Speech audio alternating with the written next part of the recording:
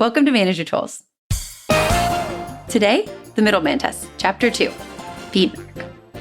The questions this cast answers are, how can I start giving more feedback? How do I feel about not getting feedback from my boss? Are my directs ready for feedback? Hey folks, as places let us host public conferences, we're hosting them. Our one coming up quite soon is Vancouver, British Columbia in Canada. August 31st and September 1st, we're doing the EMC and the ECC. So if you want the highest level of training we provide, which is in person, and your company won't pop for it to bring us in to train a bunch of people, then if you're in Canada or in the Northwestern United States, or even if you're willing to fly, join us. Vancouver, British Columbia, Canada, August 31st and September 1st, EMC and ECC. Hope to see you there. So we're back, and I'm always excited to do this because it's so much fun. Also, though, one of my favorite casts is the Chapter 1 for this cast, the Middleman test, Chapter 1. And we're going to talk about that. I was really excited that we're recording this one because I feel like when we present, we talk a lot about how this test applies to so many things. And I'm excited for us to share more about that and maybe for more people to get to hear that original cast. And it's interesting that we bring up presenting because I think we hear when we present a lot, and just in general, all of us at Manager Tools hear from managers all the time who love the guidance on one-on-ones, and people implement one-on-ones and they say, oh, I can't imagine going back to not doing one-on-ones. And really the next step to effective management is to build upon the trust from one-on-ones and start giving more feedback. Yeah, but that doesn't happen, right? It's like hitting a brick wall. I find so many managers get into one-on-ones and they love it and they would never go back, but they stop there. They don't get to the feedback part. In fact, I would suggest a lot of people come to our training now because they want a refresher to kick themselves in the behind to start giving feedback. Because we talk ourselves out of giving feedback. So we're here today to talk about one way to get over that, and the way is the employment of the Middleman test. Ask yourself what you'd want from your manager. So today's cast, we've got two things in our outline. We're going to start by talking about the Manager Tools Middleman test, which Kate mentioned there's a podcast for. Go back and listen to that one. That one will also help. And then we're going to talk about feedback as it pertains to the Middleman test. The Middleman test is quite simple. Never tolerate from your directs that which you would not visit upon your own manager. If you wouldn't resist or refuse or choose not to comply to your own boss and their requests, then your direct's position is untenable and it's reasonable for you to insist. So essentially, if you're asking something of your directs that you wouldn't resist or refuse from your own manager, it's reasonable that you're asking it of your directs and that you insist that they engage with you in this behavior, system, process. Whatever it may be. Whatever exactly. It is. Yeah. Exactly. Yeah. And the reason that we call this the Middleman test is because managers, for whatever reason, often forget that we are the middleman between our own bosses and our directs. When managers ask us in our trainings, in our forums, wherever it may be, about those recalcitrant directs behaviors, we ask them if they would do that to their bosses. And every time you say that, they're like, oh my goodness, of course not. I would never do that to my manager. They're horrified. Right. Of course not. No, I would never do that. But my directs would. They definitely do. Right? We see that all the time with things. Most recently, I think the thing that it came up with where I was talking to someone was deliverables. I said something about, well, if you want to increase, visibility around that stuff, you could apply attempt to assign deliverables with your directs and see if that works a little more effectively for you. And the person said, oh, my directs would never, they would never be okay with Push that. back, that would be micromanaging. I mean, they would just revolt. Yeah. And then we actually applied the Middleman test in that specific conversation. I said, what would you do if your boss gave you your task with these words? By date and time, send me X. And they said, well, that seems fine to me. That's reasonable. It doesn't bother me at all. And in fact, it actually is really helpful because it helps me prioritize things. And I said, okay, so then why is it okay for your directs I think a lot of it is fear of their response. And so we think, we're afraid of their response. And so we give ourselves that opt-out option, but we would never, of course, do that to our own bosses. So then, apply this Middleman test. And so we ask people when we say, would you do this to your boss? And they say no. We say, well, if you wouldn't do it to your boss, why wouldn't you? Right. Why not? Why wouldn't you? And of course, everyone says, well, it's not right. My boss could reasonably ask this of me. And of course, I'd agree because it's a reasonable request. Right. And suddenly the light goes on. Mm-hmm. Immediately the person realizes, oh, I get it. If it works for one level of boss, it's reasonable to assume that it works with all levels of bosses, including you, our listener. Exactly. It applies to all of us. And far too many of us fail to, and for some of us, it's due to an unwillingness, but far too many of us fail to understand that our feelings as directs of our bosses are similar to our own directs feelings about us. But it's the nature of being someone's manager that means it's probably far more likely than not that your directs feel exactly the same way you do as a direct. So for that reason, we employ the Middleman test because the most likely outcome is that they feel exactly like you do. Yeah, we've said it so many times in the past, or maybe it just feels like we've said it so many times, that if you can look up and see that it's true, the same is true when your directs are looking up at you. People they're not fundamentally different from you. You're not fundamentally different from your manager. And exactly. We didn't say it in the Middleman test cast, which came out in 2017. We probably should have. The logic here works in reverse as well.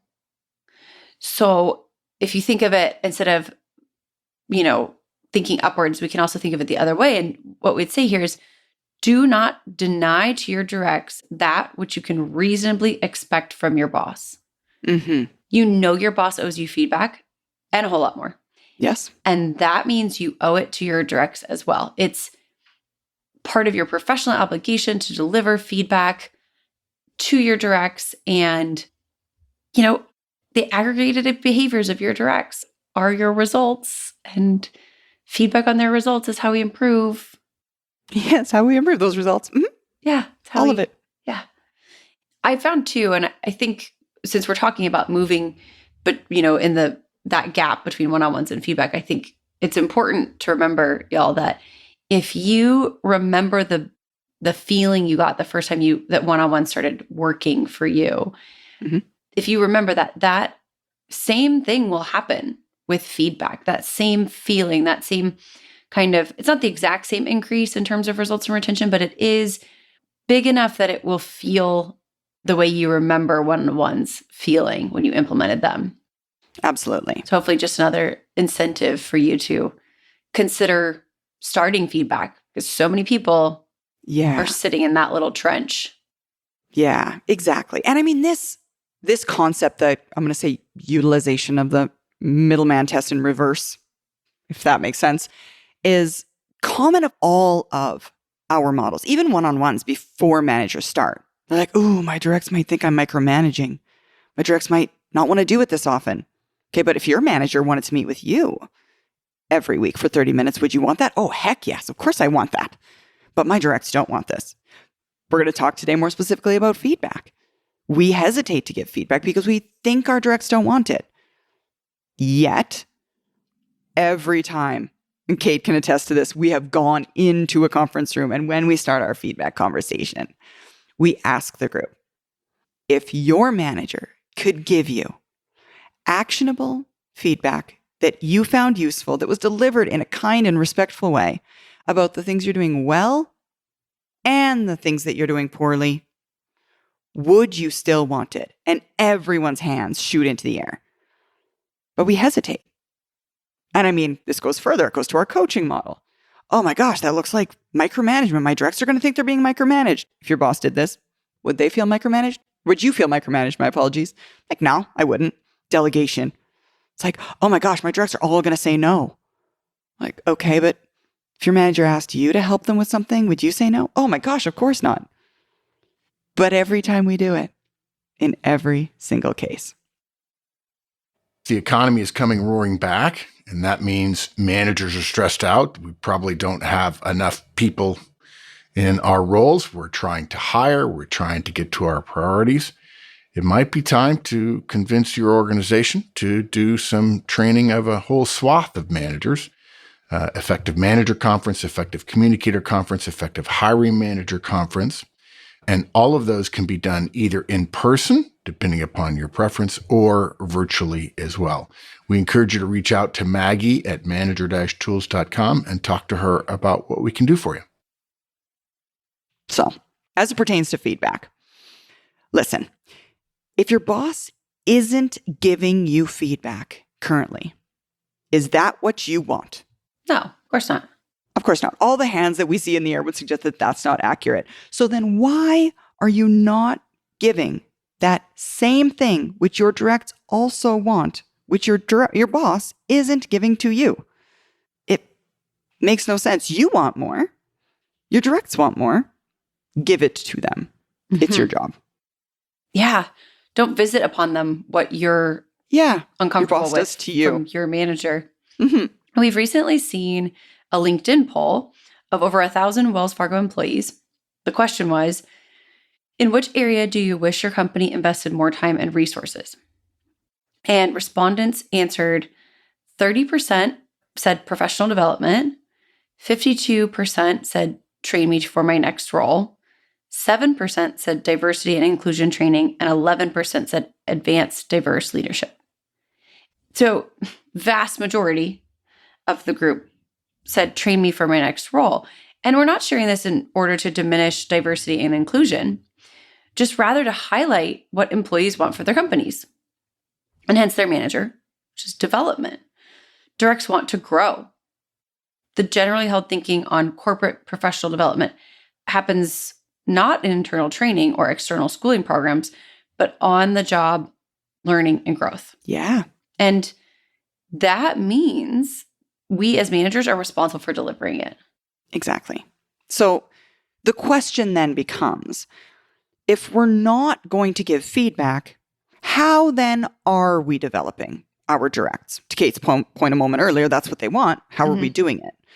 And in addition, if we're not giving feedback, how can we justify that by saying it's not what our directs want? Yeah, we can't. Right. Yeah, it's our professional duty to give feedback to our directs, even if it's uncomfortable. Your boss may not be giving it to you, and we can break that cycle. Yeah. We're going to leave comfort to our bosses and do our duty to our directs. And listen, I think when we ask the question of like, why aren't we, when are you developing your directs? I always think to myself, gosh, when is there time? When is there time? And the answer to some of this for some of y'all might be, if all you had to do was give them positive and negative feedback on the stuff that they were doing well or the stuff that they could improve upon, and that was development, doesn't that sound like the lowest kind of level of input that you could invest in? So that's the first rung on the ladder. So a way to think of it is that feedback is the first step in starting development with your directs, and start there. And then say to yourself, you know what, I am doing development and I am contributing to what people really want in their role. And we're doing our duty when we give feedback to our directs. Absolutely. Now, guys, if you want to really easily test the middleman idea, it's simple. Just simply stop thanking or praising your directs at all. When they respond appropriately, don't thank them. Don't mention what they did well. Don't show appreciation. Don't respond with thank you or any sort of appreciative note in your emails. Just accept work that meets or exceeds the standards completely without comment. If you need motivation, you can just think about all the other managers out there who justify this exact same behavior by saying, oh, if my people are doing their jobs, they don't need to be thanked or praised or given feedback. They did their job and they got paid. That's the deal. Your thank you was your paycheck. You're welcome. I don't want to lower standards by acknowledging that people are simply doing the standard expectations of their job every day. Yeah, I dare you guys to do this and see how long it takes before one of your aware or, awake directs Awake. asks you if everything's okay. Yeah. If you take away even the tiniest of positives, folks will notice. I mean, they know it's your job to comment on their work. They know it's your duty. It wouldn't surprise us if they start talking about it within hours of you trying it. Yeah. Like if you try this little experiment, wouldn't surprise us if they started talking about it almost immediately. In fact, we wouldn't even be surprised if the person who comes to you to ask if you're okay will mention to you directly, hey, we've all been talking about the fact that you've either had a change of mood or you're suddenly not appreciative or... Right. We all think you're mad at us. Yeah. That's usually what it is. Like, oh my gosh, I think somebody's mad at me. Oh, really? Yeah, they didn't say thank you. Oh my goodness, that happened to me too. And then now everyone's talking about it. It's like when you send a text to a person who always sends a response and they don't respond. And I think people think, oh, no one would notice that subtlety. But I think they do. I think some people do. Yeah. And people read into things that aren't even there. So things that are there, they will definitely pick up on. Especially with that fear involved. Exactly. Especially with that fear involved, that role power thing, you're their boss. And guys, that's just how sensitive your directs are to how much feedback you give them about their work. Even in the absence of simple thank yous, small appreciative comments and praise, whether or not you're using or delivering actual positive and negative feedback, your removal of these small acknowledgments will be seen as an issue or cause for concern for your directs. And this just proves the idiocy of those managers who don't give positive feedback to folks for just doing their jobs. Mm-hmm. And I'm sure y'all have heard that before. We've heard that a lot. Well, they get a paycheck. That's their thank you. That's their positive.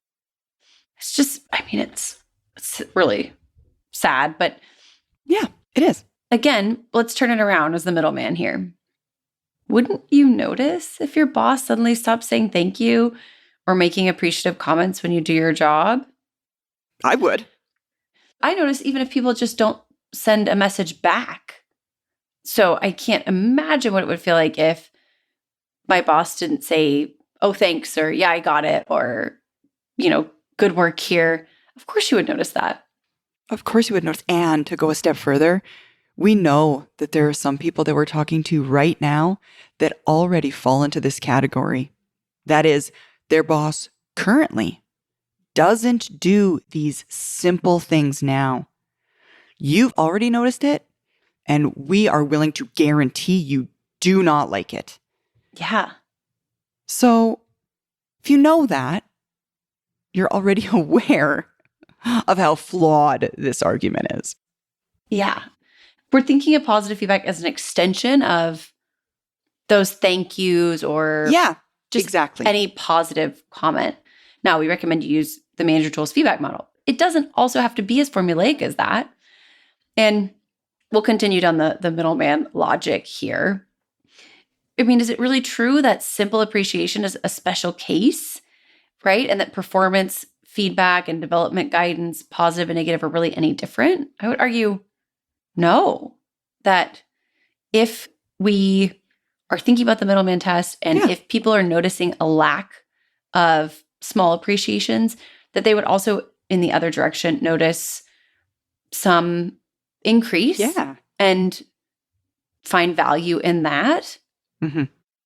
even if you really do consider appreciation and simple praise to be a humane behavior and performance feedback to be somehow different, I would argue you can't really make a case for that.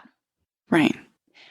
It's like, oh, well, I like cake, but only without icing, or although that doesn't really work because I don't like icing. But if we're going to place value on positive comments and appreciation for people's efforts, then positive feedback and performance communication also will help in these areas. And we're going to state that that value can be extended. And our assumption of that value is extended. Mm-hmm. In fact, this is a small segue here, but I would almost suggest the opposite's true.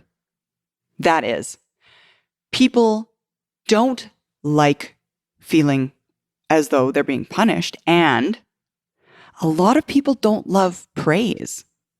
A lot of people don't love too much excitability, I'm going to say, around those positives. But almost every person I've ever talked to and just said, if your manager said to you, hey, could I give you some feedback? When you start your meetings 2 minutes early, it just makes my life so much easier. Thank you. Would that be okay? And they're like, oh yeah, like that's not like a praise. That's just an acknowledgement that I did something. I'm like, yeah, okay. It's appreciation. It's an appreciation. It's more palatable many times than those simple thank yous because more thought goes into it, more preparation, more specificity. It's not just a blanket thank you or I appreciate it. It's actually some thought went into this. Yeah, so it's more palatable. Right. It's less kudos and more just specific appreciation. Exactly. Yeah. It also, I think, feels like it's specific to me, right? It's like, and that's part of our model, obviously. Useful, it's usable, it's if all you hear is good job, while that's great, and we don't suggest you stop doing that, it's really nice too to hear things about what you specifically are contributing that's positive, valued, useful to the team. Exactly. Absolutely. Now, we've often made mention of the golden rule or versus the platinum rule. Oh, when sorry. I got to go back for 1 second because sure. I think just to close out that whole thing about like performance feedback, y'all, praise is great. We like the specificity, appreciation, all that. And also it's your duty, but like, please don't force upon others. And this is kind of like how I made the mental leap from what we were just talking about to the golden and platinum rule. It's like, y'all, stop doing to your directs what you hate having done to you. Yeah. Exactly. Sorry, I had to close out my train of thought before I lost it. Yeah, totally. And along that vein, when we're talking about the golden rule versus the platinum rule, which we typically use in our discussions around the DISC model when we're talking about understanding other people's behavioral tendencies. The golden rule says, do unto others that which you'd have them do unto you. So things like be kind, communicate, apologize when you've done wrong, help other people when they need it, thank other people when they help you. That's just great general guidance for every person in their day-to-day life. It's almost like when I think of the golden and the platinum rule, there's the golden rule and it's like for kids. It's like, this is the first step. The first step is like, do these simple things. And you can choose to stay at that level, or you can kind of like upgrade. Exactly. Like move on to the next level. And hopefully y'all are willing to move into that next level, because I think part of it is something that our professional life and organizational life demands of us.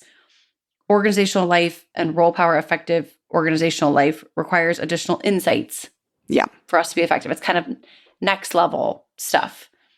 And that's when we think of the platinum rule. Exactly. The platinum rule teaches us to do unto others as they would have done unto them. We know, thanks to our, again, awareness of different behavioral tendencies, that, for example, you wouldn't get very far telling a dominant high D that others think of her as not very much a team player because high Ds just value that less. Just like you wouldn't get very far telling a high C that he's not very friendly or as friendly as he could be. Mhm. He just values being accurate and efficient more than friendliness. So it's kind of like the comment falls a bit on deaf ears. It's like, okay, sure. And it's not important to me. So not a big deal. Mm-hmm. And the same is true with the Middleman test and feedback. You're direct. Do you want your boss to do unto you that which is done unto her? Which is probably no feedback. No feedback. Mm-hmm. No. You want your boss to do unto you as you would have done unto you. Mm-hmm. You want the feedback. You want to gain the knowledge. You want to know more about what you're doing well and what you should keep doing that way. You want to know more about where you could improve and what it is that could be tweaked to do better. Mm-hmm. I mean, can you honestly then, if you want this feedback, if you want this information, deny to your directs the platinum rule and not give them any feedback just because you're uncomfortable? Exactly. So first, let's ask ourselves, are you afraid of delivering feedback wrong? Many managers say that. Oh my gosh, I'm afraid of doing it wrong. What if I stumble? I mean, I know the model, but I can trip on my words and it's awkward and uncomfortable. But folks, flip it around. What if your boss says, well, I don't give you feedback because I'm afraid of doing it wrong? We bet serious money here that you would say to them, boss, listen, I don't care. I just want to hear straightforward feedback about how I'm doing, good or bad. And I'd prefer to hear sooner rather than later. But if it's not perfect, it doesn't bother me one bit. Yeah, why does it need to be perfect? From my perspective, when my manager tells me, when my boss tells me things, I don't need the perfect words. If I did, we'd be in trouble because, the way I hear it isn't even the way that a person says it, right? It's like that game of telephone. It's like, if you spend a lot of time crafting it to be like too perfect, like if you're worried about that, it's like, well, gosh, your directs, the way they hear it isn't exactly what you're saying anyway, right? Right. So perfection, while I'm Isn't the all standard. about it, I'm all about it. Yeah. I wish I was capable of perfection. It's not something I expect from my manager, for them to be perfect. Exactly. And so I'm going to give myself a little bit of grace in that mindset of, I don't need my manager to be perfect when they do this. So perhaps my directs will be comfortable with me fumbling it a bit, not being exactly right with the right words, because I do want to know. I'd rather know. Yeah. Well, and you and I had something like this a couple of years ago. It was pre-pandemic. So I always, the good old days. I was downloading some document from the website, like a roster or something that was coming out as a CSV. And I tell this story all the time because I remember I was always saving it as an Excel. Because even though I know what a CSV is, I've never used one because I don't upload a lot of data to the website. Right. And so I needed it as an Excel. So I remember I was like saving it for you as an Excel because you also used it. So I was like, well, I'll just save it as an Excel and that'll save Sarah a step. And I found out I'd been doing this for years. You need it as a CSV. And so I'd been actually making your life harder by causing you to have to go back and re-download it anyway. Would have been fine just to not even save it. But it's only because I didn't know that it made your life harder that I kept doing it. Like, I really believed that I was like saving you a step. And then you were like, so actually, it's not helpful to me. And I remember just being like, oh gosh, if only I had known, right? Like, if just more information. And so that's one thing. Mm-hmm. If you're worried about it being perfect, I would worry less about perfection and more about just delivering the information. Exactly. Another one then that we hear, ask yourself, are you afraid of hurting your direct's feelings? We hear that one a lot. But again, flip it around. What if your boss said to you, but I don't want to hurt your feelings with negative feedback, so I don't give it. Would you then be like, oh, thanks, boss. Oh, I totally appreciate it. I would rather you not give it to me. No. I doubt Of it. course you wouldn't. Yeah. I think, and I think Sarah agrees that what you would say is actually, I'd rather hear it now and not perfectly and maybe, run that risk. Sure, I'd like you to be as nice as possible, but gosh, let me worry about my feelings. Right. I got this. They're mine. I can deal with that a lot better than sitting around wondering or finding out later. I would think of it as, gosh, I appreciate that you're interested in my feelings. And please don't let me fail or be less than the best or be less than I could be because you're worried about my feelings. Exactly. Because my feelings are going to be way more hurt if 6 months from now I find out that I didn't know I was doing it wrong and everybody knows but me because nobody wanted to hurt my feelings. It would be it would be worse, I would find. It would be worse now. Yeah. And again, my feelings are my responsibility. Right. And these are things that we as managers do. I mean, if you feel this way, if you have these thoughts, but I can't do it perfectly and I'm afraid of hurting their feelings, that makes you normal. Congratulations. You're like everyone else. It's not like you're out there by yourself having these concerns that no one else is having.